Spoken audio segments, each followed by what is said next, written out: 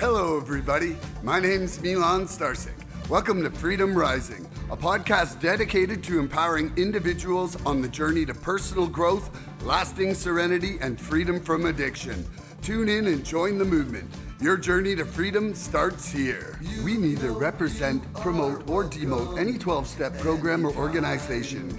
We are merely souls on the path of recovery with the desire to expand our lives and experiences and share them with you.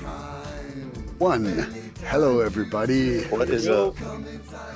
I'm Milan Starcic, and welcome to the 180th Recovery Freedom Rising podcast. I'm Mike blah, blah, blah, and this is Andrew Norman and Peter B. Yes, today's topic is what freedoms do we have now that we didn't have before? Would you care share what this means to you, Andrew? If I could talk this morning, I'd have a full sentence.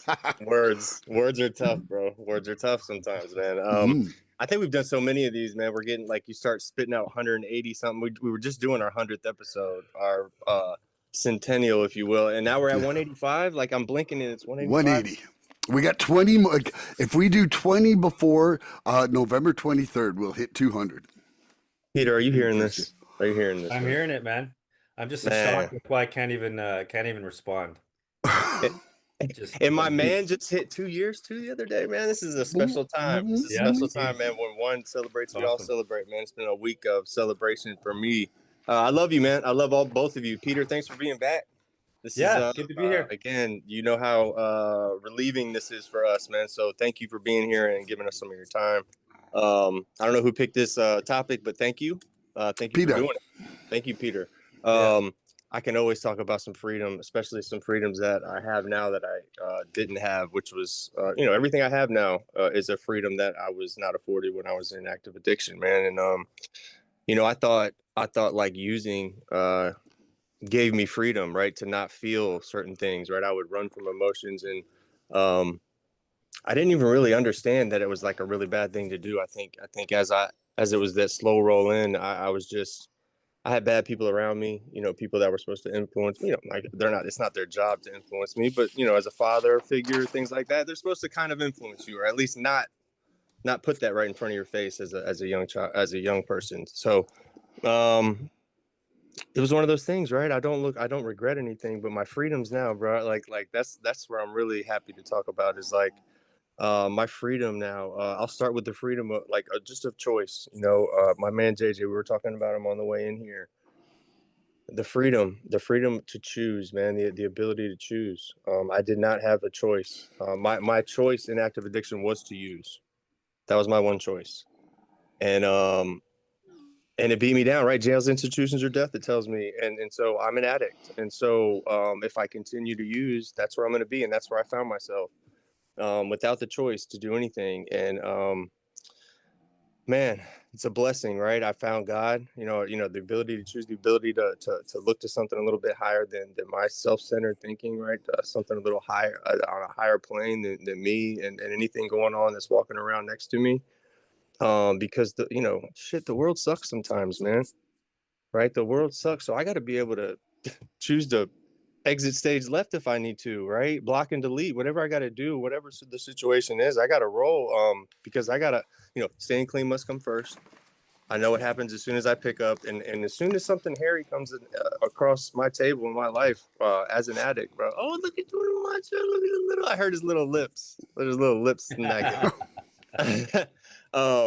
Serenity, bro. Serenity, man. So as soon as I learned with the ability to choose, the ability to wake up every day and not, man, I've said this before, Peter, I don't know if you can relate to this. I know you are in the other a different fellowship, the mother fellowship, but I used to wake up from time to time. I had been using so many substances, drinking and using several substances, pills and drugs for a long time, that I would wake up every once in a while and I would forget that I was a drug addict for about 5 to 10 seconds before, as I'm still kind of coming out of my sleep, and I would literally forget that I'm a drug addict, and then that freedom that I thought I had for that 5 to 10 seconds, right, to just be a normal person, hit me like a ton of bricks, man. It would hit me like a ton of bricks, man, and my body would just sink into that like this is real. this is real. And I was at that point where I couldn't look at myself in the mirror anymore, man. And I think we all get to that point where we either vacate the mirror or we see that monster in the mirror. And I think that's it was part of my process. It was just another layer to like, bro, like, what are you doing? Like, what are you doing? What and why am I doing what I'm doing? I'm running from I'm just killing the most special people around me, the people that I love the most. I'm running them into the ground. I'm running myself into the ground. Like, for what? And so I needed help from some kind of higher power to be able to have all these freedoms that we're going to talk about today. We're going to talk about a lot of them. I wanted to just bang off with the freedom of choice, bro. I have a choice to wake up in the morning and not be a drug addict today, man. Simple as that. Simple as that. So pass that to you, Peter. Thank you for being here, bro. Missed you. Like Yeah, good to be here, man. Like your background. Ooh. Yeah. You like that? Professional. Perfect. Yeah, man, no, freedom of choice, 100%. That was the first choice I think I made, was to just to surrender. I mean, when I went into treatment, I didn't want to go, that whole sort of thing, being driven up there saying, "No, turn around, I'll go in the spring where it's nicer weather, it'll be better, easier to get sober," and all these excuses. And but literally the first day I got there was like, I had to make a choice, because waking up at 2, 3 in the morning just to start drinking just because I'm waking, shaking myself out of the bed, is not a way to live. But yeah, I had no choice. There was nothing I could do besides keep drinking. Um, and earlier on in when I was, in active addiction or drinking, that was funny. I found people, you find it funny. It's almost like a badge of honor. It's like, yeah, yeah, I'm an alcoholic, haha. Look how much I drank this weekend, or this crate of booze should last me the weekend. It was all a big joke for years and years and years. Not even realizing that it wasn't a choice. Like, whether I was going to a party or painting a fence, I always had to have my supply. Um, Good day at work, bad day at work. Uh, I bought a new pair of shoes. I lost a pair of shoes. Broke my watch. Got a new haircut. There's always a reason to have a drink, man. Constantly. But and it was me with that guise that I have a choice. Like, my only choice is what I'm gonna drink and how much of it, and when I'm gonna pass out and then get up and start drinking again. And even that was a limited choice, right? Um, But yeah, freedom of choice is one of the first freedoms that I think I experienced. So Andrew, I mean, 100%. I think most people who start getting sober kind of feel that change, right? A big one for me too is just a freedom of presence, of being present, being actively aware of what's around me and the people that are around me. Um, Being present for the love of others, to give love to others, just to be present in my life, and not always not always thinking about that next moment of getting high or getting drunk, or recovering from something, or recovering from a night out or a weekend or a binge. Um just just being present in the moment, whatever that moment is, and that's life on life terms as well. If it's a bad moment or an awkward moment or frustrating moment, I'm present and aware to deal with it. I don't have to bury it. And also with the happy days, the days of joy, the days of feeling serenity and free, I can sit in it and enjoy it and love it, instead of let it last for a fleeting moment, then I'm off to get my shit and get high or get drunk or whatever I had to do. Like, I could actually being enjoying sobriety, getting those dividends of being sober, and having those days where you're like, this is really good. Even those days that I don't have to. I mean, we all work our program daily, hourly, by the minute, however everyone does it. But there's moments when you're just you're just being. You're not thinking program. You're not thinking addiction. You're just calm and peaceful and serene, and just enjoying those dividends of a great life. And then you remember why you're having such a great day and a great life. So just, yeah, being present. That's one of my favorite freedoms right now. And I'm still experiencing it, still learning from it, and still it's this journey. It's this long journey till I hit the dirt, for sure. So Love you, Peter. I love that. Off to you, Milan. I love you guys. You know, gosh, when I started when I saw this topic on the list, I was like, shit, like there's a lot of stuff. You know, there's a lot of stuff, and then the further I thought about it, the more, like the the freedom to choose. Like, it's really funny because JJ says that, Andrew says that, Peter says that. And I'm not really sure that I was granted the freedom to choose. I feel like I was granted my freedom through my surrender. And I don't really know if I have the freedom to choose because I don't put myself in the like, put a beer in front of me and let me decide, or put a line of frickin' whatever in front of me and let me decide. I don't enter into that situation. I'm around things like, but I'm not really around drugs very much. I'll say that honestly. Like I don't go into the lion's den and see if I can be a lion, like, but the thing is that so in some ways, I'm not sure if I have the freedom of choice, like, and I find that, I'm really stoked that other people do, like, but I don't know if I do. I do know that I have the freedom to repeat my program, and that has proven 100% successful for 732 days now, you know, and that's enough for me, some people are like, uh, you do a lot for your recovery. And I'm like, I have to. I'm like one dangerous motherfucker who's good at killing himself when given the chance. And like you just didn't see me at my worst, Peter. Like I saw you pretty close to your worst. and I'll tell you right now, Andrew, Peter was 120 pounds green and looking like he was gonna die next week. Like when I saw Peter for the first time after not seeing him for close to a year in Oliver, I barely recognized him.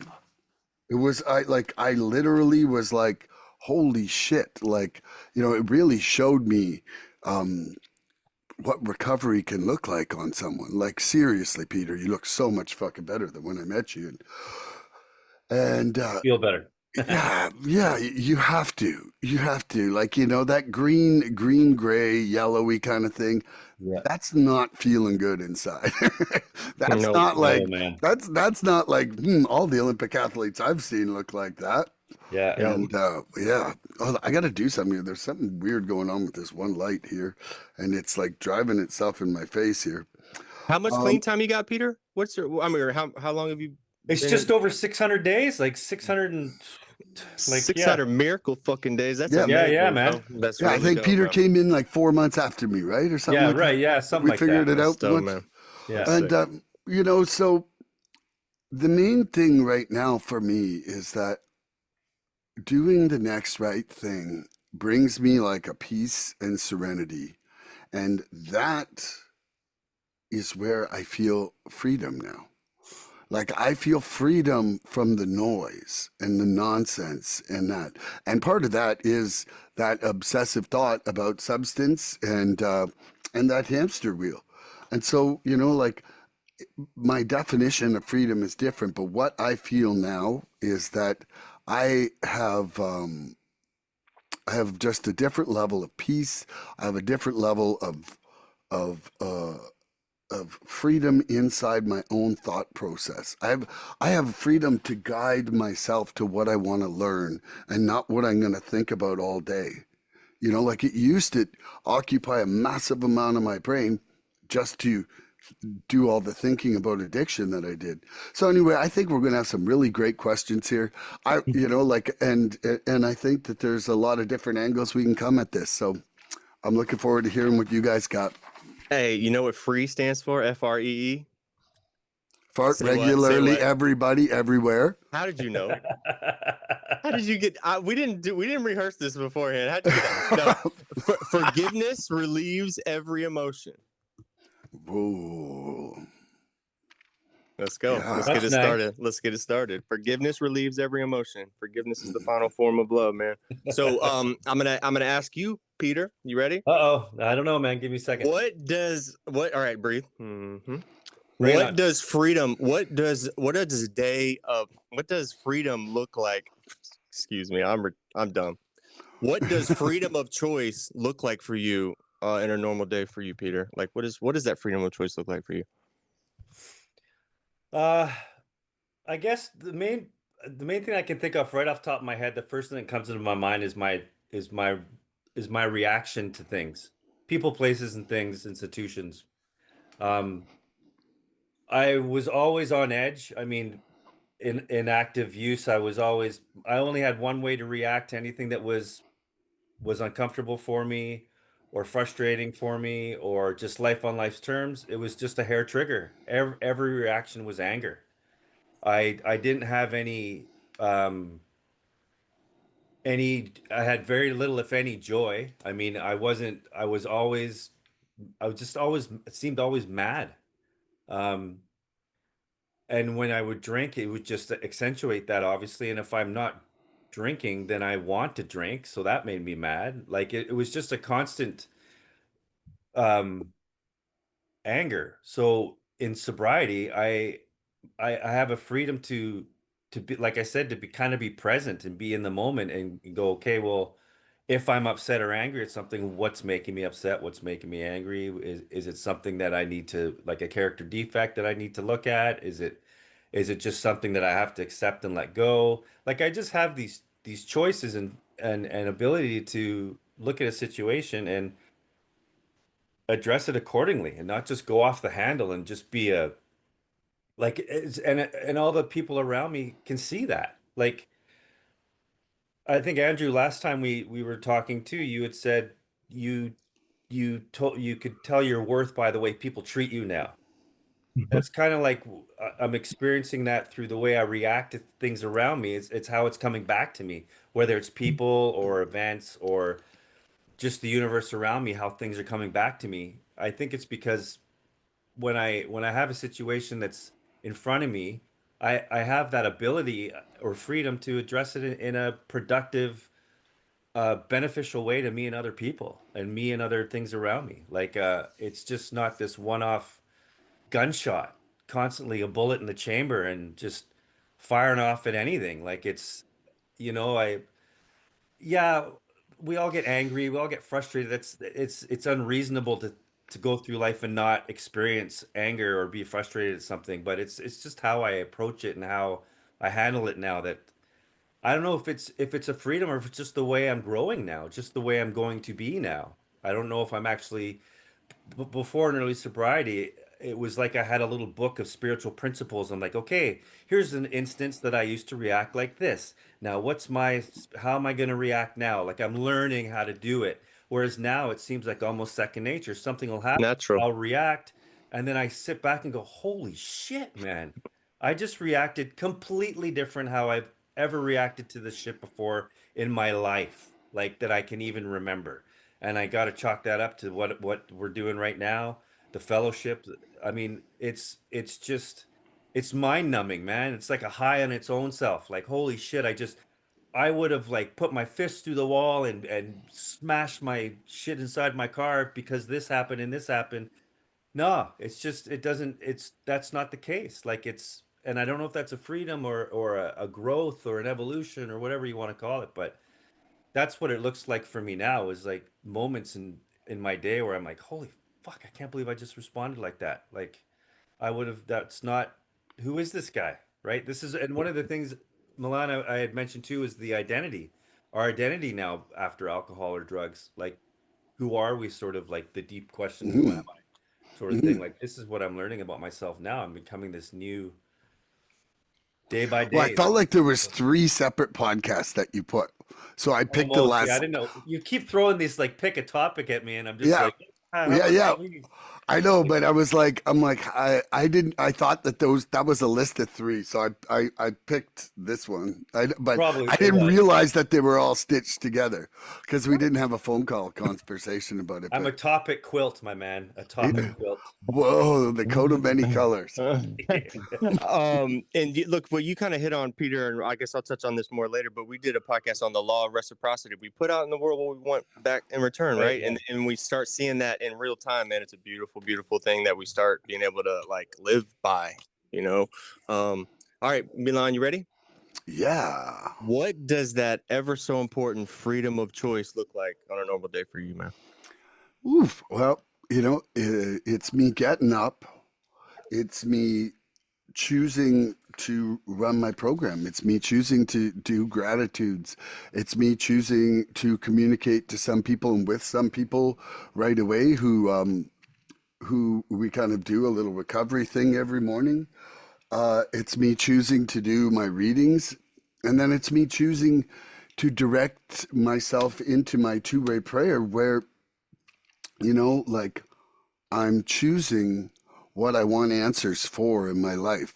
And now I'm choosing to listen for those answers and evaluate my previous answers and how my life is. Like it's almost like a spiritual direction step 10 I start with in the morning. And that has been very revealing to me, Today I just asked, what can I let go of today? And I was amazed. I'm like, well, there's still some shit there. There's still some shit there. And you know what though? Instead of choosing to be disappointed in myself, I was elated to have a direction for my day. Like that's a freedom for me now, is not to just condemn myself. It's like to actually like seek direction and be happy that I still have something to grow on. Like before it was like being wrong, and like I could just condemn myself to the point of inaction. And at that point of inaction, that was like, oh, sensation substitution. That there would be the drugs there, like, because I certainly wasn't finding any kind of joy, peace, or serenity out of that self condemnation, that guilt, that shame, whatever it was. Just take your pick on the different day. Some days it was, it was nothing. Like there was no freedom in my mind from that self obsession, and that self-seeking. Like when it's always just about me, fuck, I can find a million things wrong with me, you know? And so really today, that choice is I have freedom to be of service, to seek the needs of other people, and quite frankly, you know, um, like Peter was there on Wednesday, but I had my AA cake, and what I realized from that meeting, what like certainly that meeting, I received more love than I've ever received in a 45-minute period of my life. I Not want to say true. Not true. it was, I wasn't dude. there. I know, but you would have been I crying love with you, the man. I overwhelming love love. you. I'm But messing with you. but what I realized from that is that what most people don't realize when they're starting out is that without service inside your fellowship, you don't build that love between people. Like if you just go to a meeting and leave a meeting, it's like, man, it's not the same as being the one to say hi all the time, being the one to set up all the time. Like I literally feel like I've built my family because of my actions inside the recovery community. It was overwhelming to me how apparent that was to me, that that how I don't know, I can't even say like the importance of it, but it's just like the result of it more than the importance of it. Like it was just like doing this produced this in the emotions of a lot of people. And I left and I said to my daughter, I said, hey, like you think they were lying about some of that? Mhm. And she Well, was it's like, like you feel the big difference in yourself, but you see the difference you're making with other people too, man. Like I called yeah, you Rocket Man for a reason. Like there's just You something see how like people react to you, man. you I'm see a telling you, rocket take off in the middle and everyone's watching this rocket excel and bro. it's It's like contagious. awe-inspiring. Like People need it, man. it's huge. It's important to give it Special dude, man. like you're saying, but it's nice to, you see the results of what you're doing. It's And not only are you a special dude, you have a eloquent way to have having turned your mess into a message, and right. it's attraction rather than promotion, man. It's Right. the epitome of what we talk about in this program. Yeah, 100%. Yeah. But yeah, those were super fucking kind words, boys. That was just amazing, and I love you guys. I love both of you a lot. I am so grateful. Almost makes me want to cry right now, man. I'm so grateful we're alcoholics and addicts, because I wouldn't know either of you if we weren't. For real. I really wouldn't. For real. It's amazing to me the incredible people that it has brought me together with that will be in my heart forever. And it feels like now, right? We have the freedom to be real grown-ass men loving each other. Yeah. Like in a public format, like where like I am not afraid to really express the depth and the trueness of that. And it used to take a whole pile of booze or drugs for that shit to open up in men. And even then it was like nobody talked about it the next morning. No, it wasn't authentic. It would be present. We're present right now with each other, man. We're not worrying about what the fuck. It's right now, man. It's so beautiful. It's so strong, man. It's so beautiful, man. It is so freedom. It is so liberating, it's just like, I don't have to pretend.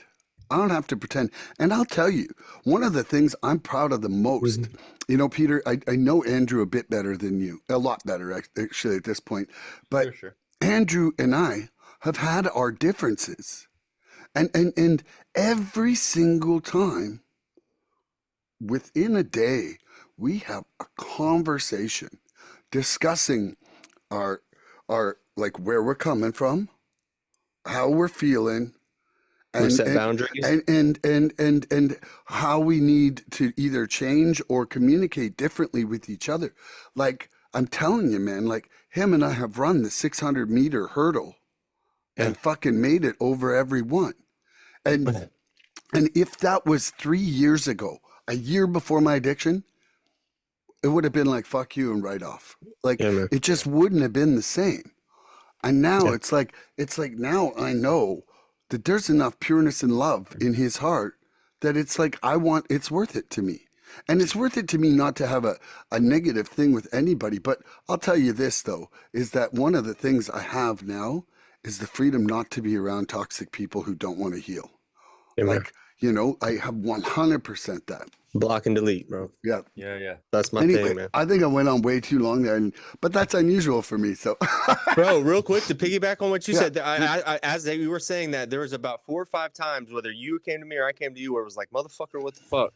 Yeah. And it was not, and I'm not bullshitting you at all, Peter. Like we came to each other like, man, bro, and like if one was a little heightened up, the other one was like, hey, okay, but like, why are you acting like that? And then it was like, okay, I'm sorry, like this is what I really meant. This is how I meant, bro. Like very, very, very respectful, and it just shows me, it's just another layer to what recovery's brought me. How I know I'm gonna know this man for the rest of my life, man. I know that. I don't even have to. We can heal anything, man. It's about love. Always about love, bro. Mm-hmm. Always. So I'm asking you a question. I'm like lost. I think you're answering your own question now. Oh yes, now I have. Okay, I already asked you the question, Milan. I did. You asked me, yeah. That was like I like went on a little tour around town. That was like 20 minutes ago, bro. And my emotions have been like laughter, tears, like everything since then. It's been wild, bro. That's a full day right there. I'm like, where are we? No, so I knew y'all would pick me up on that. So what does that ever so beautiful freedom of choice that we talk about look like for me in a day? Wow. The freedom of choice. I say this a lot. Freedom arrives at my doorstep in the form of choices every single day. Peter. That's how I get my day started, is being able to wake up and breathe air and actually smell what it smells like, see the colors, what they actually look like. That's how it starts for me. I remember when I used to see everything a little clouded and hear sounds clouded, like I hope y'all can relate to that, like in your own way, but like everything wasn't really what it was. I felt like I was in a painting, some side universe, like watching everything else go on. And I just didn't want to be a part of it, man. I didn't want to be a part of it. So I didn't have choices, right? Addiction convinced me I was in control when I was absolutely not in control. I was chained to my next fix every single time. Like every single time I started to go to have a choice to do something, that's when I'd have to figure out the next plan of attack to stay just upright, really, just to stay functioning. There was no getting high towards the end. You know what I mean? There's no getting high towards the end. I got more high out of like getting that phone call back and me driving to go get my drugs than I would when I would be using it. That's how I knew it's like a mental thing. Like this is a mental thing, man. When I would like go without, and as soon as I would get that phone call, let's say I didn't have any for an extended period of time, I start feeling those withdrawals and shit. I'd be on the bathroom floor. I get that phone call, bro. I'd be better immediately. Wouldn't even be at the dude's house. Wouldn't even have the money yet. Hadn't even figured out how to get the money yet. And I know that it's there, so I'm gonna have it. So that was a beautiful, come to Jesus moment on that, right, man? Like that was a beautiful time in my life when I was able to realize that. But my entire day, everything I did was revolved around getting drugs, beating somebody over the head to get money, to get drugs, to get more. And so freedom for me starts off with they say pause, but like that, I have a space between my thoughts and my actions today. There was no space there before, man. I didn't have what space, man? It's like if I didn't act immediately, I'm not going to get before somebody else does, or I'm not going to get the right way or fast enough, man. It was a mess, man. It was a mess. I was living in my own hell. I thought it was free. I thought it was being able to do what I wanted to do, but I was literally in my own form of like slavery is the way I think about it. It was slavery, man. It was my own version of it. So that space, I can slow down and breathe when things get overwhelming. I can call somebody. I can reach out to somebody and ask them if what I'm getting ready to do, or how does this sound to you? Before I act, and that might save my life. I'm sure it has. Especially early on. We make a lot of decisions early on that aren't comfortable. And I'm still making decisions that aren't comfortable sometimes, but you got to do it. I'm leaning into my program today. I gotta lean into the stuff I can't explain or see, Peter. Right? We don't see the wind, but we don't go pissing in it all day, do we? Like we got to believe in that shit, man. I have to believe in the things I can't explain because they've been working so far, right? So as long as I'm working a program, I'm staying of service to other people and staying out of my own head, staying out of my own brain. Like I know I'm gonna be okay. I know I'm gonna be okay. I can pause. We talk about that pause, but what does pause stand for? Milan, Pause, pray and use step 11. But there's also the pause post-acute withdrawal syndrome. Of course, that's what I thought. of course. That's what they taught us in options. No, I was pray and I'm use like, step 11, man. Because if you're not doing these things, man, like you haven't relapsed yet, right? You're eligible too. YET, man, you're eligible too. So I know for a fact today that like because I remember early on there was a little span in there where because everything would beat me down, like every little thing would be such a bigger deal than it really was.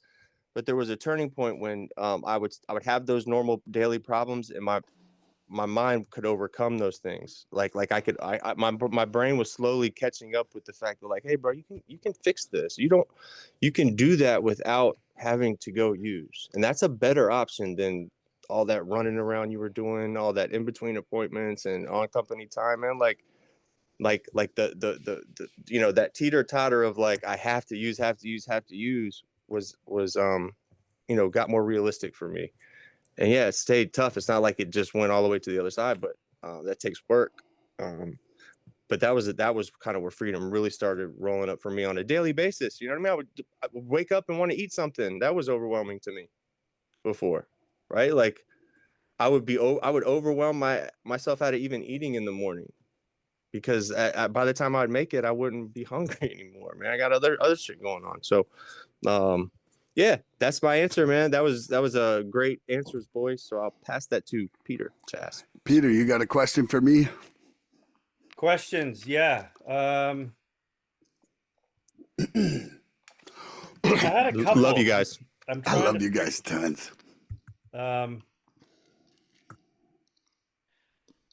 Yeah, I had a couple. I don't know which one to ask. Okay, what's the what's the simplest change? Like, what's the smallest thing that you've gained in sobriety that you didn't expect? Like, what change happened in you, or freedom that you obtained, or benefit that you received from becoming sober that you just didn't expect?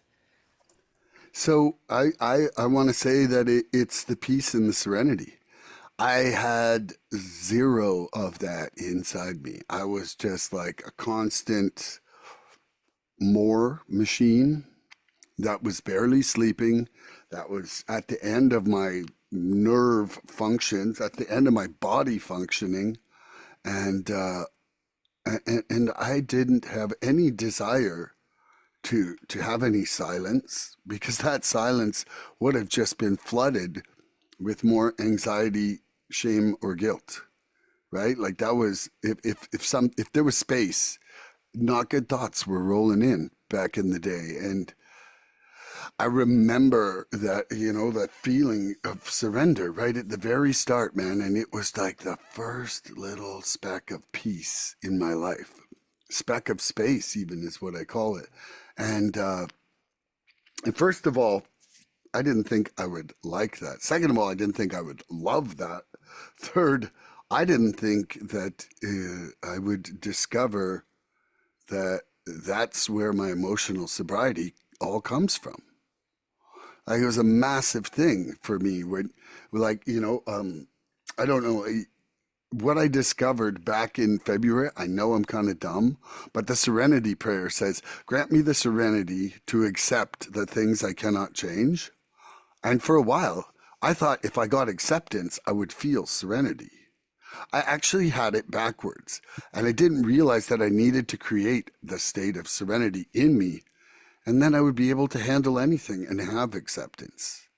And so for myself, like just that appreciation, joy, love, and pursuit of peace and serenity was really what I would say was for sure one of my biggest surprises inside recovery. Like to think that that's like one of my grandest pursuits in life, that one of my like things that I would see as my life purpose is to gain serenity. I'm completely baffled and blown away. Like I would never even have guessed that to be in the options of life 2 years and 4 days ago. Yeah, I love that Sounds like question. such a boring word, right? Serene. Why would you want to be serene? It sounds like so boring. But like when you know the word, you do podcasts about that word. It's like I want to be there all the time. I want to fly on that carpet all day. Mm-mm. You know, there's serenity and there's orgasms, and they're both really fucking great feelings. And what we say last time, procrastination is like masturbation. It feels really good at the beginning, but in the end, you're really just Fucking fucking yourself. yourself. You know what I mean? Yeah, So yeah, that's it. yeah. Sorry. All right, I'll take that 100%. question, Peter. That was great, man. Yeah, so yes, same to you there, Andrew. Um, what's something small and simple that you find that you've gained? Not necessarily small and simple. That's how I had it written down, but something that you've gained that you just didn't expect.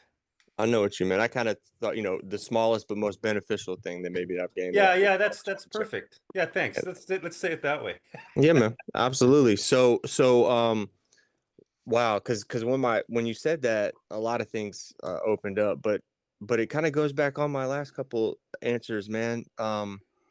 It seems so small to not even. It seems so small to even mention, but it's huge for me. But just waking up in the morning and being okay with me, just being okay being Andrew in the morning, and not trying to run from that dude. Again, it seems very, very small and simple and minute, but bro, that was everything to me.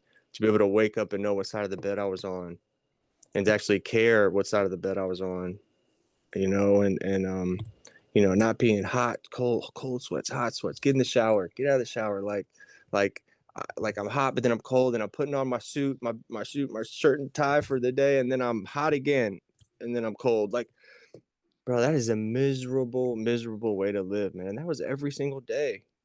That was every single day, man. And um, the health benefits that come into play with that, and I realized, especially with me, because I did a lot of like opiates, pills, and shit like that. So I was stopped up like a motherfucker. I'll just leave it there. You know, I was stopped up, right? So like that's a whole miserable. Like I felt like I was a walking rock, right? Like I felt like I was just. But I was fucking miserable throwing up under houses because I worked under houses and shit. So, you know, I would do like estimates under houses with my moisture meter. My moisture meter, and I would do like termite moisture inspections and home inspections. I'd be under the house fucking throwing up, bro. Like just disgusting. Like, you know, digging a little hole, throwing it up, putting the moisture barrier back on it, rolling to the next one, man. Falling asleep under the house just because I needed a little nap. I was about to pass out. Like, it's just crazy, man. It's crazy. But you know, just being able to be okay with me and not being balls to the wall, having to worry about dope all day, man. Like I was a dead dude walking, man. I was a walking corpse, man. And if you got my way, shame on you, bro. I was a conniving, bro. I would tell you exactly and be exactly who you needed me to be because I'm a great salesman, as we all know. As we all know by now. You all know the saying, I can sell a ketchup popsicle to a lady in white gloves on a hot-ass day. Old lady in her favorite pair of white gloves. You know what I mean? So I'll leave it there. Ketchup popsicles. Love a ketchup. Right, man. Popsicle. Yeah. Somehow I picture them being really good, though. Yeah, because y'all eat ketchup potato chips and shit. We don't do that shit down here, man. We eat regular potato chips. Ketchup popsicle makes me feel kind of unnerving. Not it's pop. unnerving to think of it is, doesn't ketchup. it? I don't know. Yeah, Man. And then it might not come off wherever it stains. It might stain your fingers. Even. Like, I picture it going good with pork belly. Yeah. Meatloaf and popsicles, like ketchup popsicle. Yeah, ketchup popsicle with a meatloaf center. With the meatloaf. With the meat. There we go. Like a creamsicle with meat. Like some corn dog from hell, man. Textured creamsicle. Textured creamsicle with some beef jerky in it. Come on, man. Oh. Get out of here, bro. Okay, you got to answer your question, Peter. Please. Okay. Yeah. Please save us. Yeah, let's change the subject. I'm over here with a little bag, like. Oh, man. I love y'all. You're drinking mud again. That's awesome. This one's real poopy colored. Look at this dude. Peter, we're sitting here talking about throw up and he's eating mud shit. Oh, that looks like the center of the ketchup hot dog. God, it does, man. The next day. Meatloaf. All right, focus. Simple thing that I didn't expect.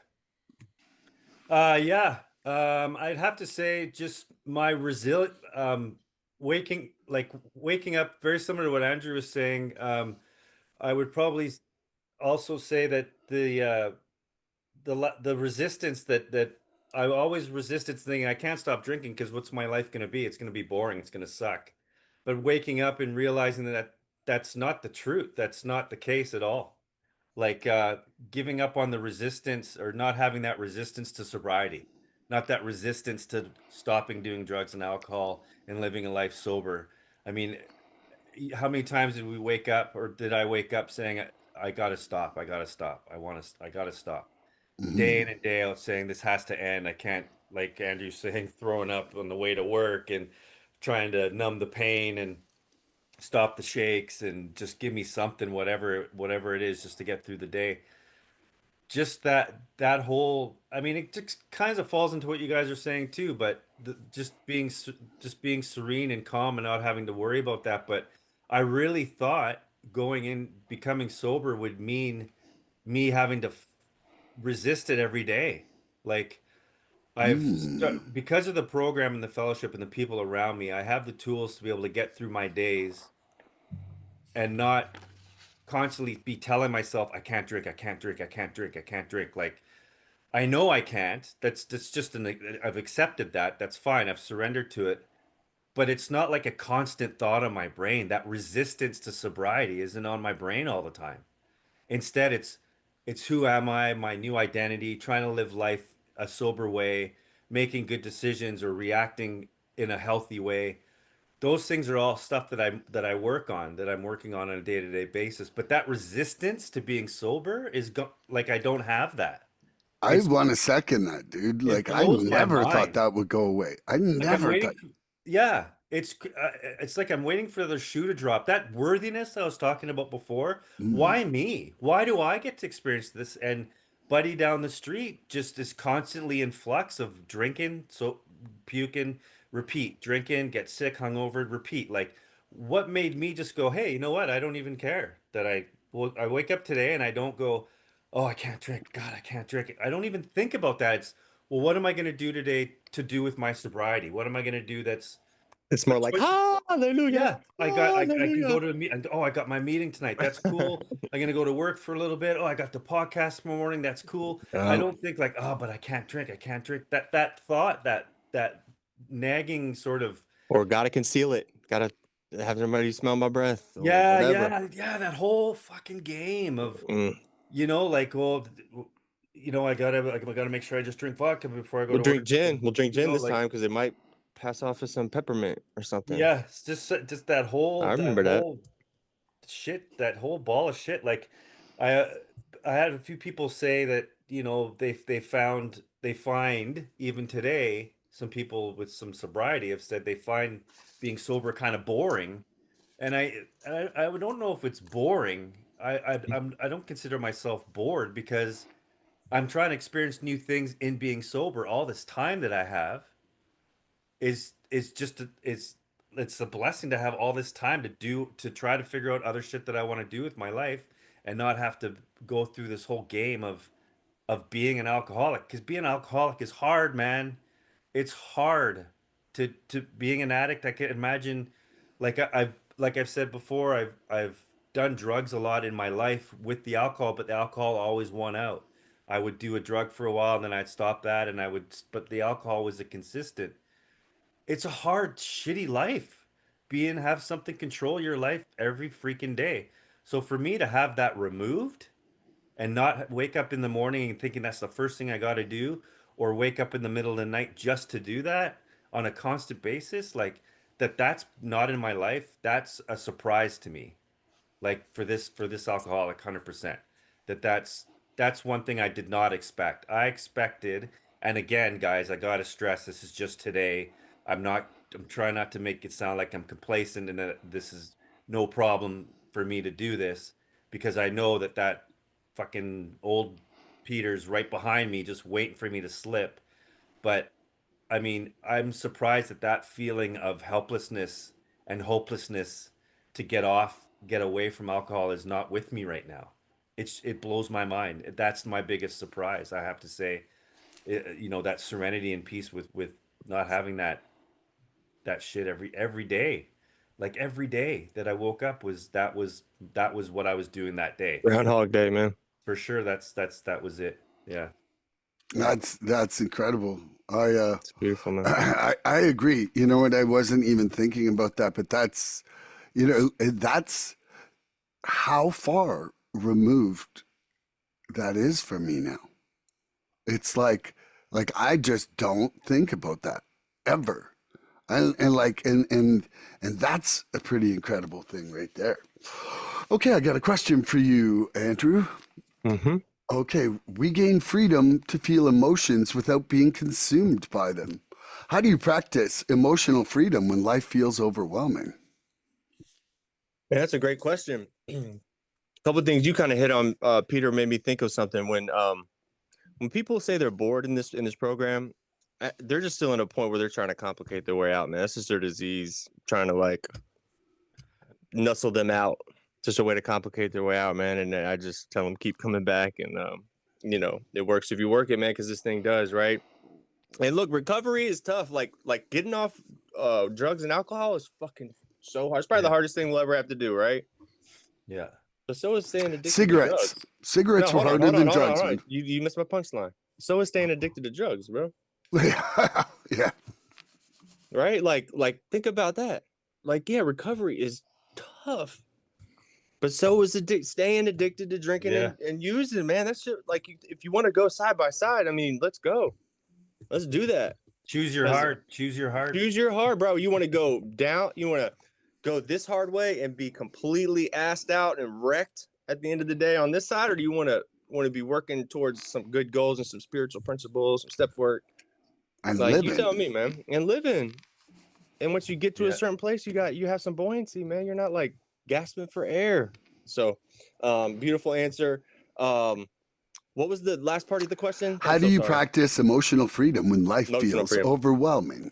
Yes, sir. So, before, every waking thought was about using how to get more, how to cover it up.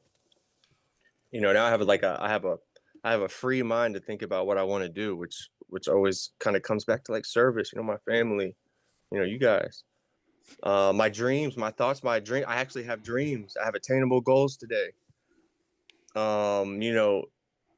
Practicing gratitude. Talk about practicing gratitude, like going to the gym. I used to go to the gym once a day. I practice gratitude like I was working out. You know what I mean? We've talked about this, and that's why it's another beautiful thing about this podcast, because it really draws awareness to a lot of things. Being gratitude being something that I can flex like a muscle. I can actually use it tactfully throughout my day. The more I have it and give it, the more I receive it. It's kind of that whole hamster wheel. We talk about it all the time. If we want to keep this shit that we have, we got to give it away, and we can't give it away if we don't have it. So if we don't have it, what do? We read about it. We talk to other people. We go to meetings. That's how we it's called fellowship. It's a fellowship, community, connection, getting connected. Stay connected to stay protected from all the unexpected. Y'all ever heard that? No, that's a good one.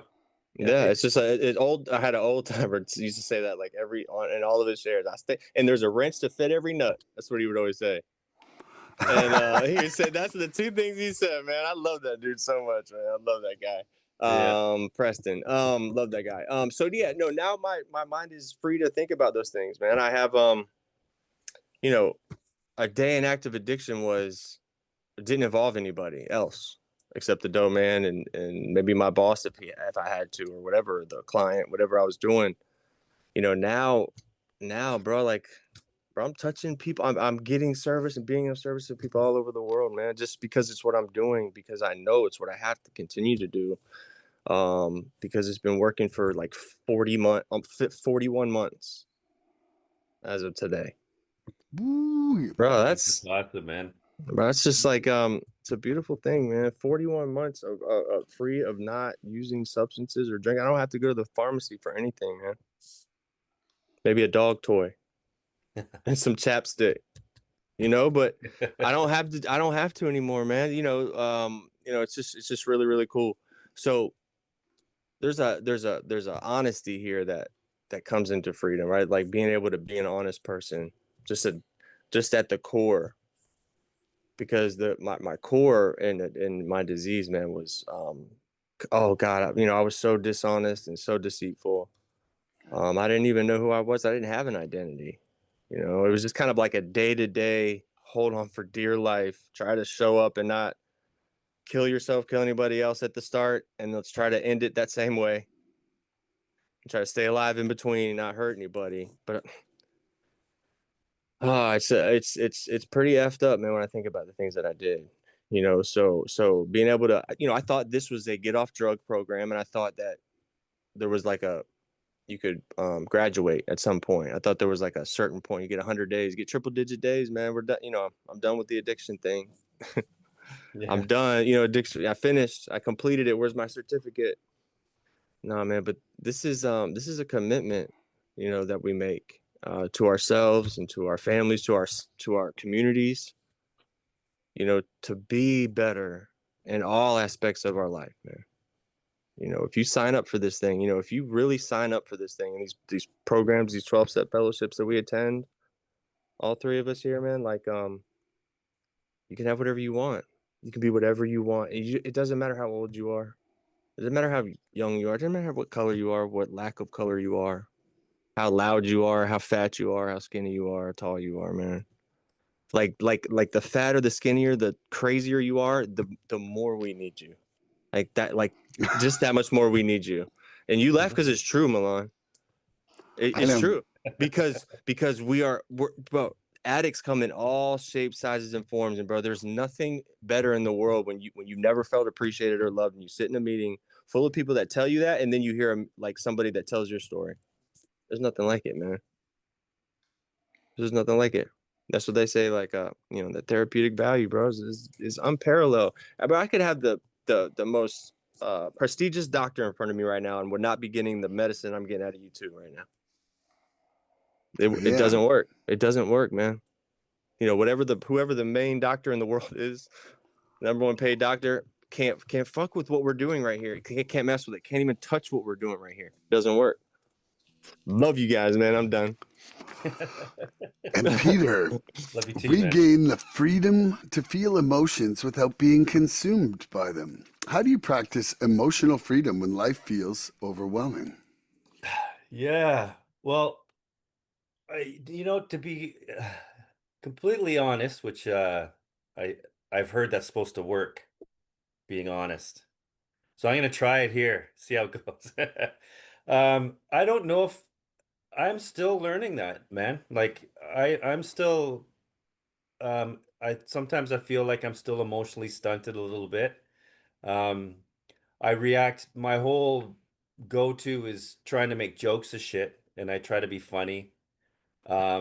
It's my kind of my mask that I still put on every once in a while um if I say or do something that I know was probably off center, I'll make a joke about it. Um, like it's not fair. It's not fair, especially when I do it to people that I love, right?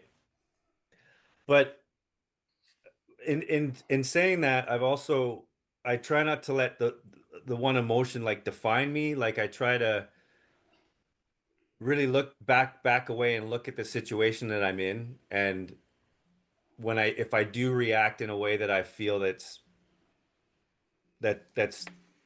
that's harmful to me, to my emotional sobriety, I just try to dissect it a little more and just remember what I learned in the rooms, right? What people have talked about emotional sobriety, um, and try to take things seriously and not make jokes about it. Um, but I know that's like this is a process that's I'm just a baby in. I know I feel a lot of power right now, but I do also realize that this is a lifetime program and this is something that's you don't graduate from and it's something you've got to work on for your life, right? So I think mainly I just give myself some patience. Like I just try to say that, remember what I have accomplished, remember where I was and where I am now. Um, and that everything I've done in my life has gotten me here to this place that I think is fantastic. So I cut myself a bit of slack, um, and just to try to be patient and not let this one moment or this one emotion define me and say, "Oh, you just fly off the handle. That's just the way you're always going to be," or "You're just a jokester and you don't give a shit about stuff. You're just not taking life seriously." I try not to let those moments define who I am, and I have to remember that we're complicated creatures, especially uh, people who are in addiction or alcoholics. We're complicated people. We don't have we're just all over the fucking ice, man. I don't know how I'm trying to word it in this smart, intelligent way, but we're just all over the ice. So I got to remember that sometimes I just got to give myself some patience. I do that with people around me, people that I'm sober now and they know that I'm getting sober and um they ask me questions or try to find out what I'm going through and stuff like that. And some questions I think are just ridiculous and some I think are really good and I show them patience and compassion and a lot of people have showed me that.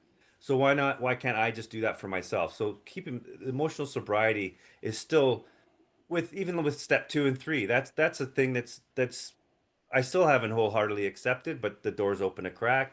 Emotional sobriety, I mean, that's something that I'm still learning and coming to grips with, and that I'm getting a handle on. But the biggest part that really helps me along with that is that I'm not freaking drinking, man. I'm aware. I'm present in my day. I'm present in my emotion. Like I'm present with but I know what I want out of this. So that's what I that just keeps me sane, man. That just keeps me sane and any sort of difficult situation that I come across that I'm having a hard time emotionally dealing with, I just try to heed the words that these rooms speak to me, these people, amazing people that are around me that care for me and want me to succeed and love me.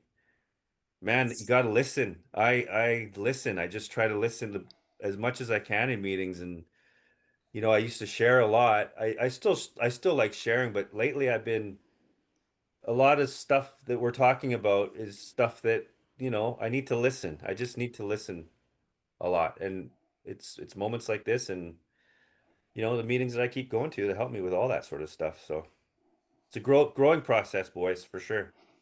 Love that. Yeah. Great answer, bro.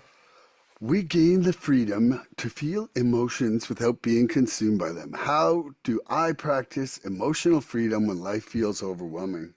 Sometimes the best I can do is walk away if I haven't already like created a situation where I need to make an amends. Because what don't we like to do, Andrew? Paperwork. Paperwork. Yeah, Yes. yeah. We I always, remember you guys saying that My last hand time. hurts, yeah, carpal tunnel and stuff like yeah. that. So. But like it's definitely hard. But I think that I'm on a quest for surrender and learning to love more completely. And one of the things that got mentioned, I think it was by Andrew, there's about gratitudes. You know, and one of the things that I've found help me is in my prayer, I'm praying for the stuff I don't have. That like I might have one little sprinkle of faith over fear, and I'm praying that I'm grateful for that, and I'm grateful for that growing in my heart, and and I'm grateful for love instead of anger. When anger, like quite frankly, this spring there was just a lot of anxiety and a lot of anger in different situations, and the praying gratitude for that has massively improved that. And a friend of ours there, Peter knows her, Laura. Like man, she is really amazing at bringing gratitude into all moments, and she's been a wonderful teacher for me on that because it's kind of helped me learn to begin to carve away at managing that. Like I think for me, like when you say it's a lifelong process, I think it's like me with a little pick trying to chip away a fucking iceberg. Like that's how slow that's gonna go over my and Ding, and maybe I'm ding, wrong. Like ding. maybe the universe will just be like, hey man, you've done enough chipping. Today it's free. Like and I'll be like, yay. But like I think it's mine to chip for a while, like in the sense that it's like I have to be doing the right things to line up the relief from that defect. Like it's like you can't be standing there going, "Universe, take my anger away," while I yell, "Fuck you, fuck you, fuck." Like, universe is gonna be like, "You're not even trying. Like, you're not even trying. Like, you got to be working with me here, bro. Like, Get your Yeah, pants yeah. down, moon in the world. You're like, come on, man. they a lot of people say like God will do for you what you can't do for yourself, right? So it's like, I mean, and for me, God's the universe, and so I'll choose to use the word universe. But it's like if I'm not even trying to like take the little steps I can, and which right now a lot of times is just walking out of a situation and letting myself cool down. Because generally, if I can do that, I could see how ridiculous I was being. Like it's really quick, like where I'm like, that actually was an expectation on my part. That was kind of rude. Shouldn't be acted like that. And then I can go and make an amends, and generally that will start a different direction for that interaction with that person for today. It might not heal it all, but at least it says that wasn't appropriate. And one thing I've realized inside my relationships is that if I call myself out on something not being appropriate, like with an amends appropriate, everybody knows it's not appropriate the next time I do it. you know, Yeah. like Yeah. and that helps steer me away from that kind of behavior. You know, like there's just some things that maybe were never talked about in my relationships. And now I'm like, I really don't want to be like that. I don't want to, say things like that that might hurt you or might, take away from your own feeling of self-worth. And when I call myself on the specific damage that I think it does, it helps me and them kind of steer me from being that way. Hmm. Beautiful. Yeah, Yeah, it's nice. Beautiful. that's what I got on Where that we at? one. Where we at? It's you asking Peter. All right, Peter, are you ready? Peter's ready. Look at I him. think I'm ready, man. Yeah. How has this recovery journey given you freedom in your relationships? Tell us about Oh that. yeah, man. That's I mean, yeah. Well, freedom just to again, it's that patience. It's I don't it's not a battle when I'm in relationships with people that I mean, you have you don't agree with certain things or you have disagreements about future endeavors that you may have with, speaking mainly with my wife, obviously, my best friends, I mean, really close relationships. I don't there's no battle of wills like I've got to make them come to my side, and that's the only way that this relationship is going to work if they do things my way, or just if I don't want to talk about something, just leave me alone, and that's the way it's going to be. I mean, it's a nurturing thing. It's I got to remember I didn't remember when I was drinking that love and a relationship, these things are vital in life. Like they're vital. They're our lifeblood. Are these interactions and people to have around you that you love, and they're precious. And to dismiss someone or to don't give them value or treat them like, unworthy or worthless is a horrible thing to do to anybody. We do it to ourselves, that's one thing. But to have the ability to recognize the importance of relationships and love in our life now, um, and appreciate it and treated it as the important thing that it is amazing for me. Um, and like I said, I still sometimes deflect if something comes up in a relationship that I find uh, stressful or maybe hard to deal with at that moment. I'll deflect, I'll make a joke or something, but like I said, I try to turn that around and bring it back to center and go, look, you've got to talk to this person about this. It's this person's a main part of your life. Um, just just the value. I put so much more value on everything, man. Like I'll look at the sun going down. I'll feel a breeze. I'll watch a dog play with, their a kid and their dog playing past. Like I just love like there's so much more I appreciate in everything now. Um and so relationships are just that much more. Like I have a few friends that a lot of their focus is when you have discussions about things in life, a lot of their focus is political. There's a lot of shit going on in on our planet right now that's messed up and very divisive. And I have a hard time. I don't like talking about it because it just creates so much anger, and it always turns into this drop dead drag out battle about. And so there's certain things that I'll put up boundaries pretty quick with relationships in my life that are close when it comes to certain things, and that's just an example politically. But it's always done with a sense of like I'm doing this because I love you. You're bigger than this. You're more important to me than this situation or this topic that we're disagreeing about. And the people that are really key in my life, they're always back. They're always there. No one's gonna leave me or not love me or abandon me because we disagree on some political event that's happening in the world today or something like that. And if they do, if something like that does happen, well, you got to really look at the relationship again. I just don't want to be the person that's gonna die on that hill. Something that I don't find. Like I just value the people that are really, really close and big in my life so much more now than I did. I always thought I had a lot of respect for people and love for people even when I was drinking. But to feel what I feel now, I know I didn't. Like it's just something that is hindsight. hindsight's 2020. When I get sober, I realize a lot of things, but that's definitely one of the biggest ones. Is like there's people in my life that, like, I know the saying. I don't like. It's not the greatest saying to use, but I'd have to kill someone for them to abandon me. That sort of thing. Like there's people in my life that are I could do no wrong. They've stuck by me through everything. And there's other people that have fallen to the wayside. I still have a lot of respect and love for them, but we're just not in the same page, or we're not in the same lifestyle, or they think I've done this when all the sorts of things. But again, I don't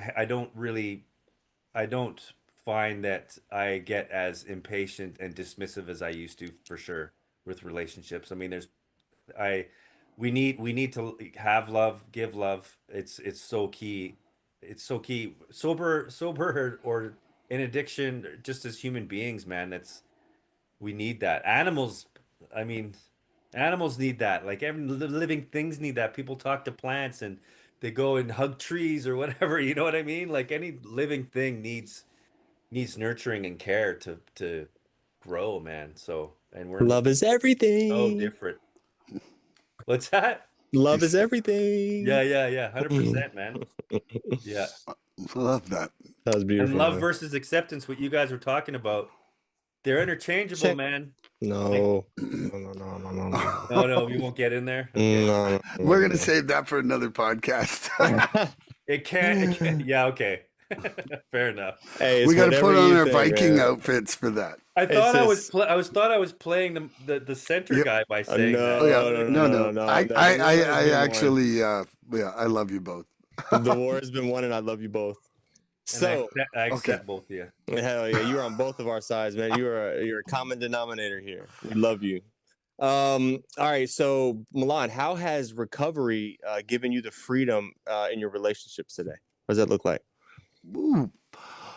Well, one of the things I think is that it's given me the freedom to accurately see my part in things, and that freedom to sort of seek out the truth in my part, and take responsibility for that, and the consequence of that is hopefully that I'm offering a greater freedom to those people that I love around me, and I think I am. I can't speak for other people, but I certainly am trying to, and I'm also, you know,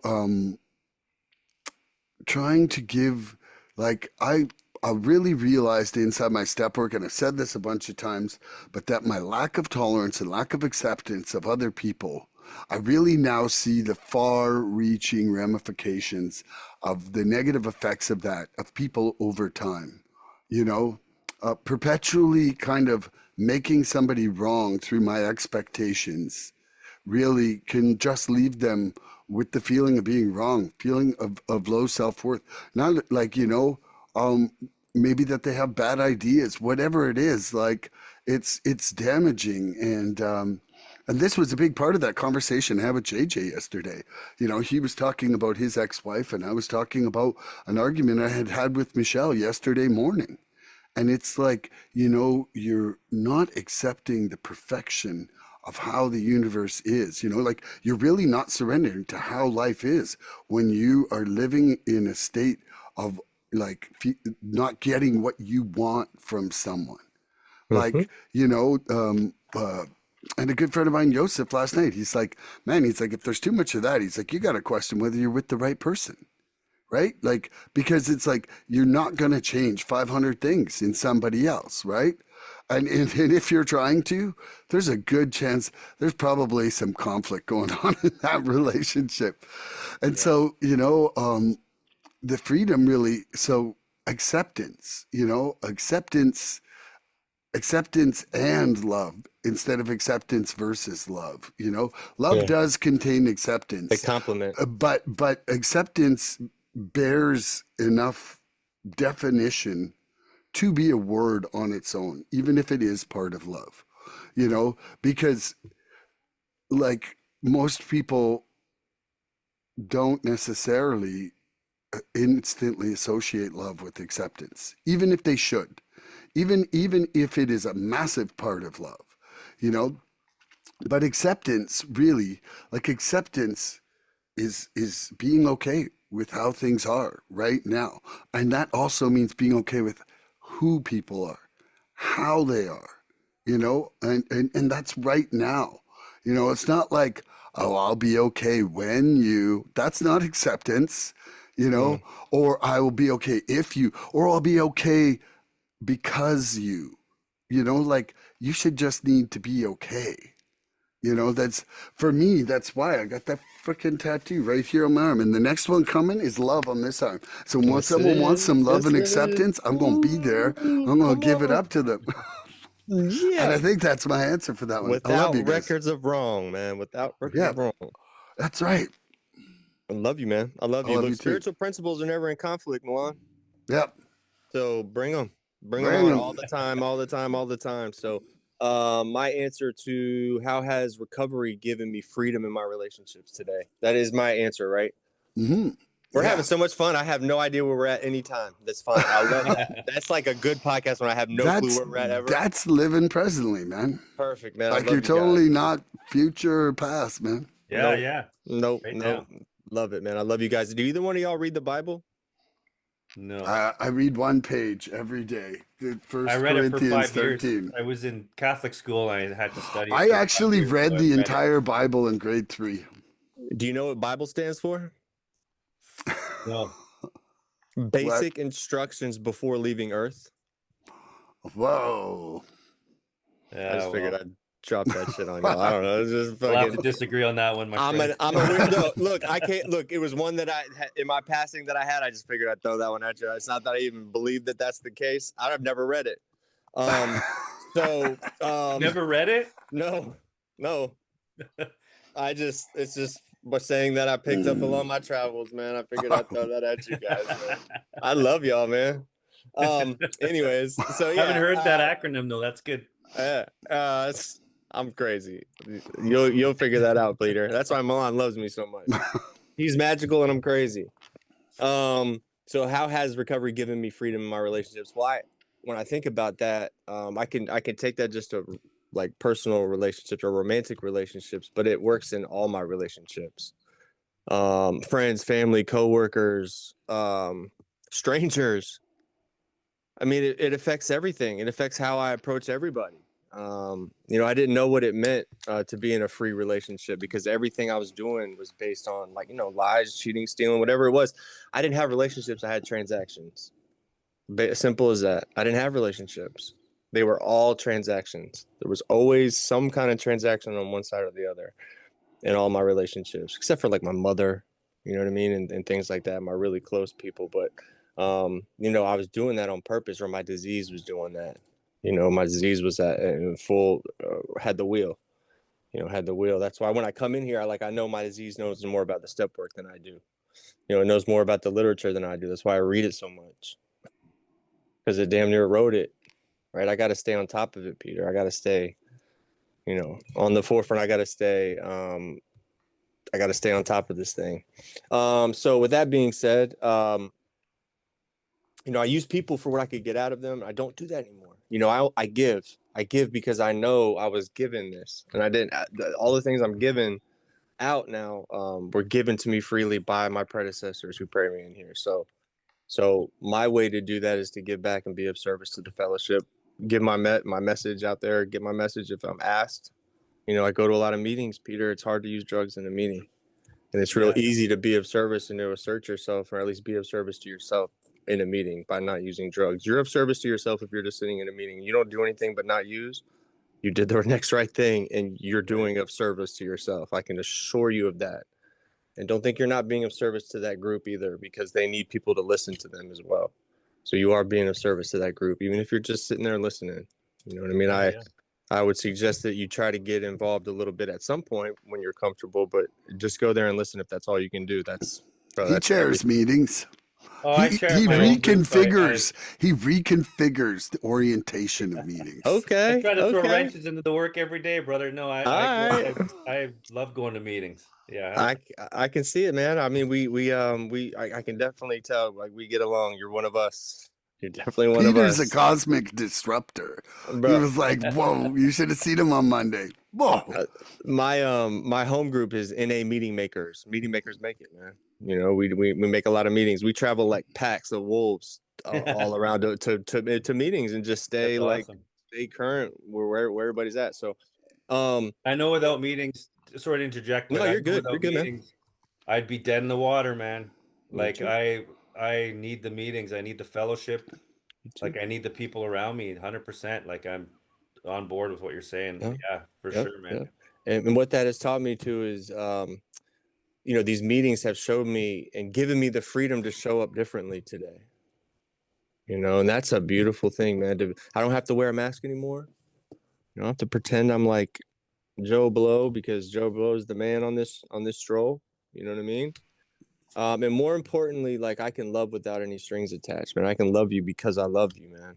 You know, because if nothing else, then we survived like that same near death catastrophe. We all been through hell. We all been to our version of hell, and so I can love you for nothing else, if nothing else than just that. And when I tell you I love you, bro, like, there's nothing you can do about it. You can say what you want, you can act like you don't want to accept it and all that shit, but it's on you at that point. I've given it to you. And so that's why it's so powerful for me. Like, you can't take, I'm just slapping that shit out there. I got an infinity gun full of it. Doesn't run out. You know, that infinity, like, whatever that code is in the game you play. I got the infinity ammo of love, bro, all day. Yeah. So forming trust in relationships is another huge thing when it comes up to this question. Like, I like having a trust in a relationship and doing the next right thing for that person because it's the right thing to do, not because I'm getting something out of it, is a beautiful thing. It's a beautiful thing. I always had to map out the end of whatever the situation was with that person. I had to, like, figure it out. I no longer have to think 10 steps ahead because of, like, what you talked about earlier, Peter. Like, we're always waiting for the ball to drop. Always waiting for that one thing that's going to put us over the edge, right? So we can go use, or we can go do whatever we got to do. Just that one little thing, man. It could be just as simple as like tying our shoe in the morning. That's that last thing. Yeah. Motherfucker. Yeah. So the little things don't really fuck with me, man. I sit over, I mean, even if I'm late, which I've been better being early, right? Haven't I, Milan? You haven't heard me talk about being too much late at work. Like, I've been doing that, right? But I still find my days where I'm like, I self-sabotage myself into being late, and I'll sit down in my chair and I'll pray. And I know I'll be even a little bit later, but it's more important for me to pray and to get serene and get tapped in and turn that shit over, because the rest of my day is better. You know, I'm able to understand that, like, I'm put here for a reason. He wants me to slow down. You know, that's like one of my biggest things is being late. So I always try to practice to be somewhere early as a grown man today, as a grown up, with friends. So I love you, man. I love you guys. That's good for me, man. Okay, is it Peter asking me now? Yes. Yes. So I'm asking you another question, correct? Yes, another question, Peter. Another one. Okay. This is a question. This is yeah. So I wanted to, because we're all extremely positive, man. We're loving sobriety. We're all the good things, all the gratitude, acceptance, love, all those things. What about I want to know about your challenges. Yeah. What is, if any, maybe you don't have any, but what are your challenges of living life without your DOC? Like, what do you, yeah, I want to talk about challenges. Yeah. So, I mean, the things for me that have been the biggest struggle, really, I was experiencing a lot of anxiety over the winter. I got myself in a really shitty financial position. And, you know, I was in fear of losing my house this spring. And so part of when I talked about praying gratitudes, like for faith versus fear, it was the faith that things would work out, and instead of the fear of economic insecurity. And even just that act of praying has, man, helped that in such a way, and really turned things around for my family and my life in that respect. another one that I struggle with still to this day is anger. It's like I can be from like 0 to 60 so fast, and over stupid shit. But you know, and that's another one though that honestly, like praying to help that defect get removed, praying for looking to love more completely versus, you know, versus the feeling that anger is, and the gratitude for that love versus the anger, and the gratitude for praying gratitude for the growth, the actual experience. It is like how much it's lessened those things, Peter, for me have been unbelievable, you know. Um, and then, you know, I would say that probably third, and just a big struggle in life overall is like absolute honesty. Absolute honesty is so hard in a work situation, in relationships. Like, man, people get pretty used to you buffering the universe for a long time, and switching to full truth, quite frankly, can be painful to other people. And unfortunately, though, I'm not the one who should be the judge of what they hear or what they don't hear from the world, right? And that one can be, that one still is a work in progress, you know, and it's something that I have in my prayers, you know. And uh and and I think, you know, lastly would be just at times having the strength to cope with all those emotions, you know. Like I was obviously a great escape artist, you know, like, and that left me in a lot of circumstances just numbed out instead of feeling them or whatever, like, or just seeking the positive side. And so yeah, I think, you know, just the very emotional regulation is probably, you know, my most prayed for stuff that I do. But Beautiful, man. Yeah. but like where I'm at now, like it if you take where I was in February to now, Peter, it's like I would say like 80% relief on all those things. Unlike just Yeah. a like, and that is really grateful, like totally giving credit to praying more gratitudes, changing how I pray, the two-way prayer, and surrendering more. And like those three things right there. Three things that, man, anybody out there who's not trying them, man, try that for 30 days. And if you don't feel better, I swear, like, I don't understand how you wouldn't if you're honestly applying yourself. Like the benefits, like I told Andrew when I was starting the two-way prayer, I'm like, okay, I'm going to try this for 30 days. And then I think it was like we're at 35 days on the podcast. And I was like, there ain't no way I'm going back now. Like there's just no way it's not part of my day, because it is like the single most day changing thing for me. Beautiful, man. Yeah, That's awesome. Beautiful. I love you, man. love you too. Have you talked to the guy that introduced you to all that yet? Again, Tony, I was just thinking about him this morning because he does like crazy old school, like 4 hours of running a set of steps with someone. Like have you done super that? You said you were intense. gonna do a set of steps or something with him. Yeah, we're gonna do a set of steps on the podcast with him. He was And no, supposed I to. don't want to. No, I don't want to do it with you. Yeah, you are. I know you're gonna ask. I know Yeah, you're you asking are. me for it. Yeah, it's gonna be me, you, and Tony. I was gonna ask you. Do you think he would? It would be something where, like, if he was on a podcast and I were to come on, he could like maybe talk me into doing this, or would it be not worth like me coming on to hear what he has to say and share while we were in a podcast? Do you think that would be worth it? No. Oh no, I think it'd be great. I think it'd be great. We should do it. Maybe we'll set it up. So, all Yeah. right, cool. Okay. Cool. So, where we at? Peter's got to ask you. I'm ready, Peter. Love you, bro. Yeah. What are the main challenges that you're experiencing after becoming sober, like from day one, Yeah, first man. day sober to now? Yeah. What's one challenge challenges that you've still maybe face? I could come off with the easy answer and be like, staying clean.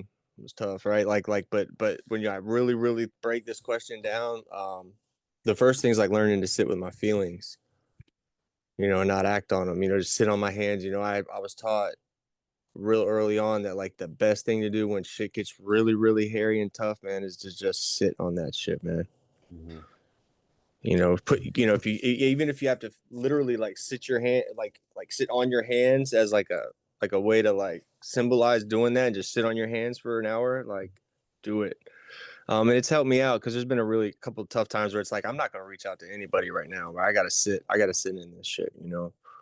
And then I can process it, you know. A couple times where shit gets really hairy to the point where in those trying times, man, I have called the dope man before at 3 months clean a couple times, and they didn't answer. I've talked about it on here, and then I was in a meeting and it like God made me share about it, bro. He like, I had plans to have this like poetic share about the literature that they were reading that night and all that shit. And he came up and smacked me in the back of the head and was like, bro, you need to tell these people what you were going through the past 3 days. And that's what they talk about. Like, honest sharing is the antidote to our disease thinking. It's what gets me better.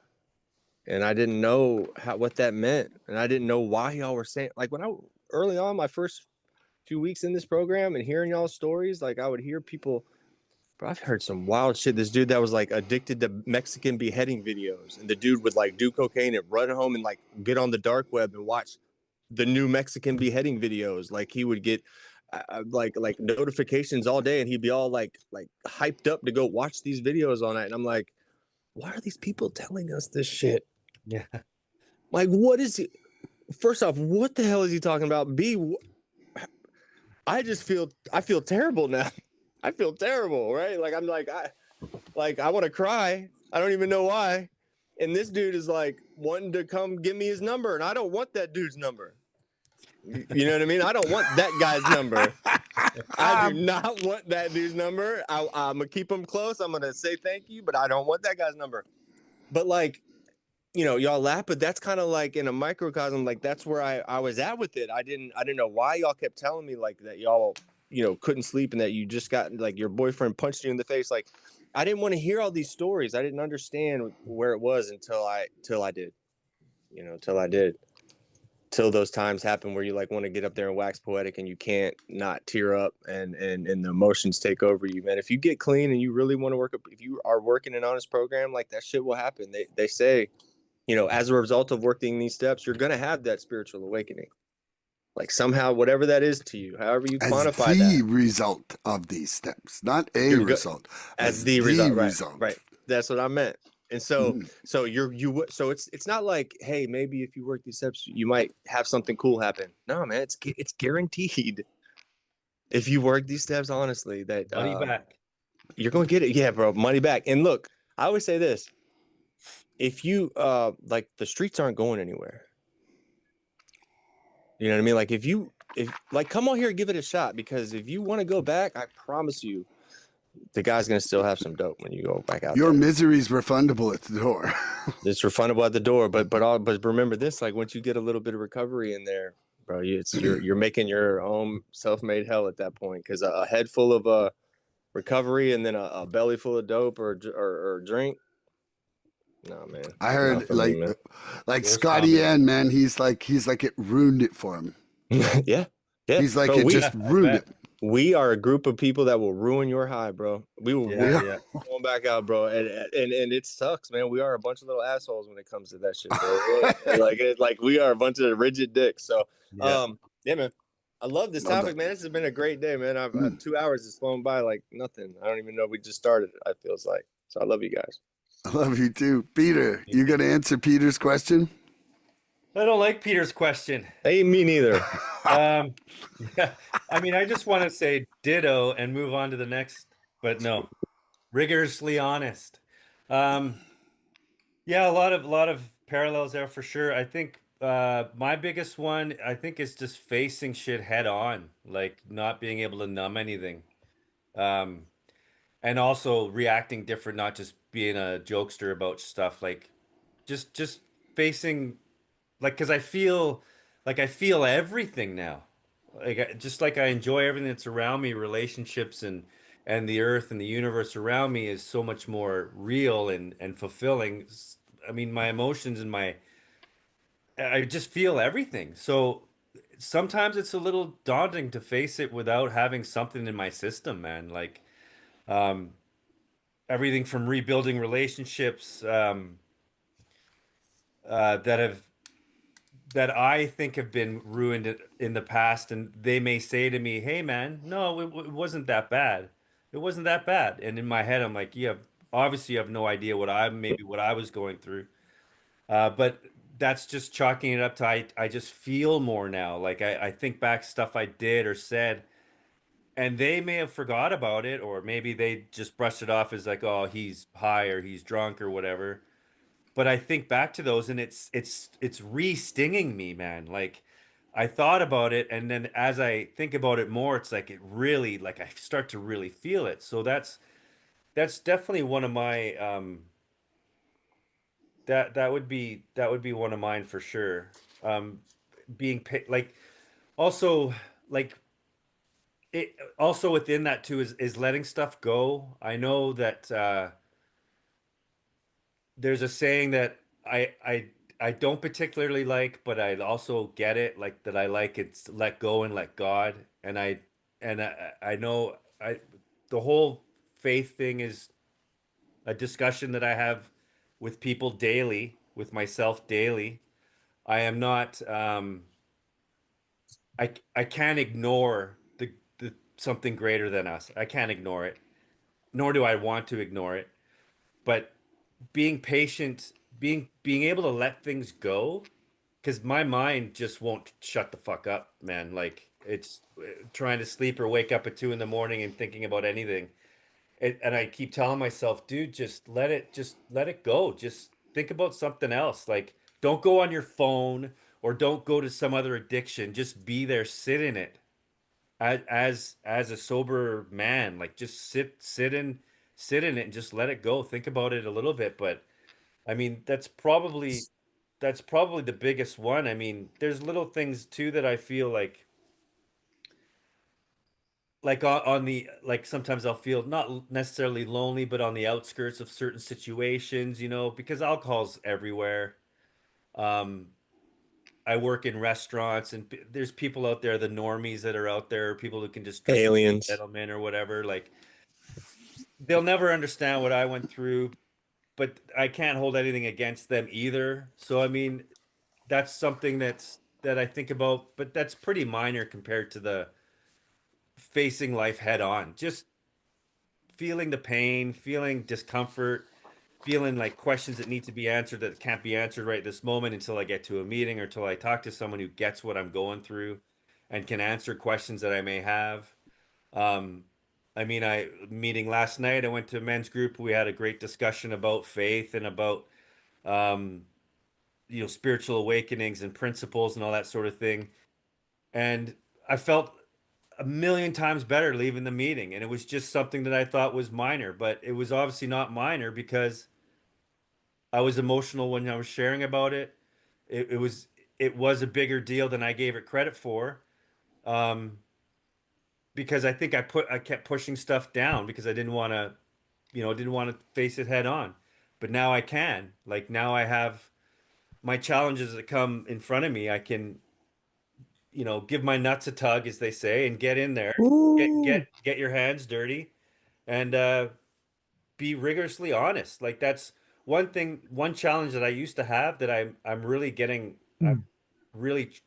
think I'm getting pretty good at. Just like I really don't care what you think if I bring up this topic or if I say something that you said that I don't understand or that I may not agree with. I want to talk about it. Like I want to know why that works for you or why that doesn't work for you or what you did in this situation that didn't work but it worked for this person. Like I want to dissect shit almost to a fault. Maybe sometimes I just got to let shit go and just, you know what, I don't understand that right now. Maybe I'm not meant to understand that right now, but it's still a challenge of mine is to face it. I can't always push stuff away forever. I gotta, because it's gonna get me, man. Resentments, fuck, that's what's when I spoke last podcast when we were talking about uh that fear of relapse or that fear of someone after 15, 20 years going back out, how I look at that and scares the fuck out of me. Like I need to keep that right here because that's a healthy fear for me to have. And but I need to also face that fear head on. Like I can't sit here and go, well, that's just going to happen to you. You just got to sit and wait for it. Nah, I don't want to think like that either. But I also don't want to be complacent and say, oh, that's not going to happen to me. So these are the things that I like this right now. What we're doing is what I need to keep doing every day. Like every day, something to do with my sobriety. There's days and moments that I go through when I'm just like reaping the dividends of sobriety. It's like, oh, I'm having such a good day right now, and I'm not even thinking about how to have this good day. I'm just having this good day. And I think it's because I'm starting to face things every like go moving forward for years. I'm going to come up with things that I'm going to be challenged by. I mean, I'm not any different, right? We're not unique. This is one thing I've heard how many times in this fellowship. You're not special. Like you're just Nope. not special. So um I think I am. But I'm not a lot, but I'm all I think about. I'm all I think about. That's Okay. what you said last time, Yeah, man. That's yeah. the So Russell one. Yeah, and yeah. it makes a lot of sense. It makes a lot of sense. Like, but here we are. Well, we talk about the gifts of recovery. I'm affiliated with a clothing line called Faith for all individuals that hustle. Nice. Oh Right. shit. I was gonna say yeah. I So love it. yeah. So in Faith Cool. Go to forwarding all faith.com for the Faith sweaters. Hustle Sports, faithhustlesports.com, all one word. There we Faithhustlesports.com. go. Nice, man. That's cool. I like that. Yep. And you know what Faith stands for? Fear ain't in this house. Hmm. Whoop. Yeah, yeah. Yeah, Forwarding man. all answers to him. Okay, I'm going to ask one last question. I'm putting Do 2 it. minutes on the clock.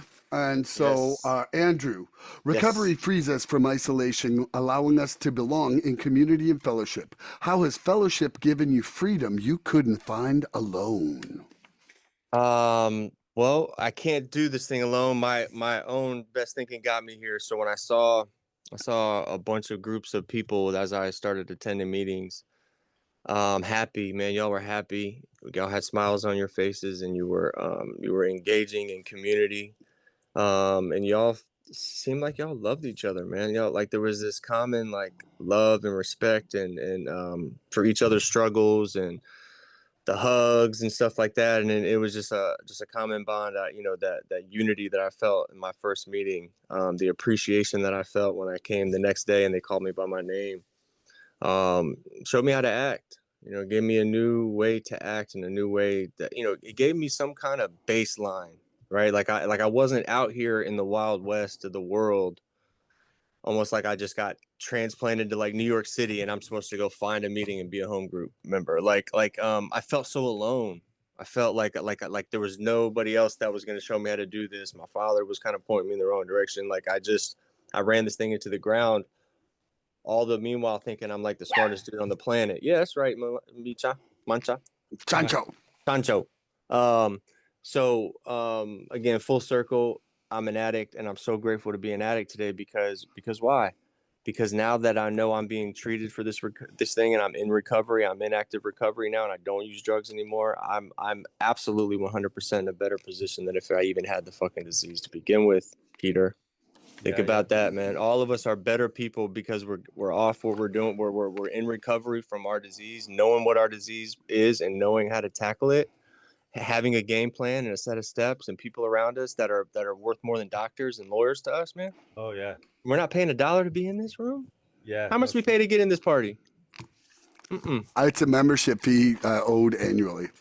So, look, we paid all that shit that we paid. We paid in our blood, our guts, our sweat, our fucking tears, our depression, all that shit that we went through. That was the price that we paid to be here, man. Yeah, 100%. So you don't got to Okay. prove you anything.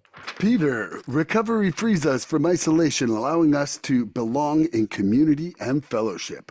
How has fellowship given you freedom you couldn't find alone? Go. Man, I'm just gonna sit here and repeat hope over and over for 2 minutes, man. Like Yeah. hopeless. I was hopeless.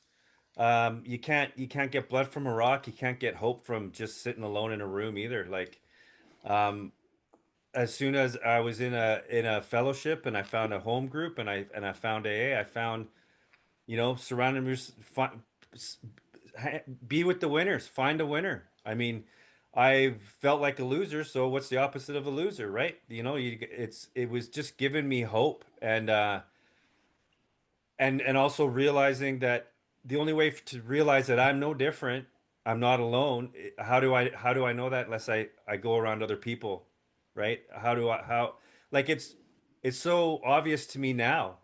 Like like I said, when that feeling of that need for a substance or whatever is taken away from me, it's the same sort of thing. I could have never imagined that I would actually get hope, have hope. Like there's a way out of this mess, man. And it's being surrounded by like-minded people. It's being in the fellowship in home, do even doing the podcast as well, and being surrounded by these people that give me hope that I'm doing the right thing. And I mean, the way people treat me now, the way I look at myself, the way I look at the people, places, and things around me. I mean, I get hope every single day, even when I'm feeling a little down. There's that basis, that foundation of joy that I try to hang on to, and that I never really had before. I was happy and had good days, but that was fleeting, man. I have a basis, like I have a solid foundation that I can sit with and be honest with myself and have hope and joy, man, and serenity and all those great buzzwords that we love throwing around. But hope, hope, hope, hope for sure. Hold on, pain ends, man. Yeah, yeah. Carrying other people's. We got a pro here, Milan. Got a pro. I love them. Certified. Recovery frees us from Proud of you, isolation, allowing us to belong in community and fellowship. How has fellowship given you freedoms you couldn't find alone? Well, I'll tell you. First of all, I wouldn't be sitting right now talking to myself on a podcast. I just listened to someone's podcast that does that, and I was like, I did not like this as much as actually hearing conversations, to be honest. Okay, like, first of all, I wouldn't be doing this podcast. Second of all, it's like I wouldn't have learned how to live inside myself and this program without the fellowship. Like, without sponsorship, flat out, I like I remember getting the book on Friday at Options, and we didn't have another group till Monday, right? So there's Milan with the book. I was already misinterpreting everything before I even got to the first group. Like, I was just like, whoa, Milan's got a great sense of recovery. And then it was like, no, kind of missed. But the thing is that I believe that because of sponsorship, the real message is carried like a torch from generation to generation inside this program. And just the words on the paper would easily be misinterpreted in a self-seeking, selfish way that would be the demise of this program. And, people like Wayne motherfucking Parker walking into the room and just dropping a thing that, like, true love is not wanting to change somebody. Like one Thank you, sir. sentence from another person. Like, there is I've been thinking about so that. much power in having that hive mind of everybody in the program trying to jointly find how to live and a solution together.